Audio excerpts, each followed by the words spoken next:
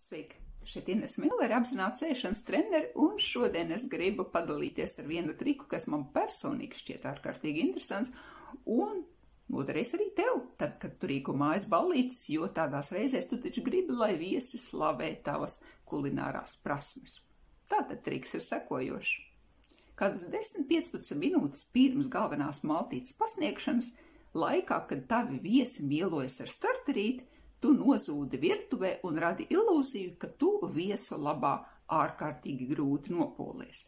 Tik pa laikam sašķiedini pannas vai katlus, tādējādi radot šo sajūtu, ka tu nopūlies un gatavo maltīti. Tas nekas, kā maltīti jau ir sagatavot, un iespējams, ka tā ir tikai jāuzsilda, bet šādi, iznesot maltīti viesiem, tie slavēs maltīti vairāk un tā garšos viņiem labāk.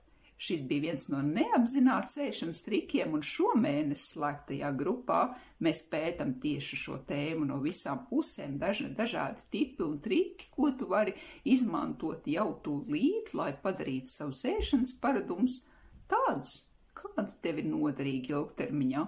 Tātad slēgtās grupas saiti meklē tepat un pievienojies, jo katru mēnesi es šajā grupā pētu citu tēmu, un tev paliek šī plašā biblioteka, un tu vari vienkārši no katras ierīces, arī no telefona, kādā brīvā brīdī, vai tad, kad tu sēdi sastrēgumā vai sabiedriskā transportā, vienkārši paklausīties vai palasīt, un es esmu pārliecināta, ka tu tur atradīsi daudz noderīgi. Tad gaidu tevi grupā un saiti meklē tepat lejā.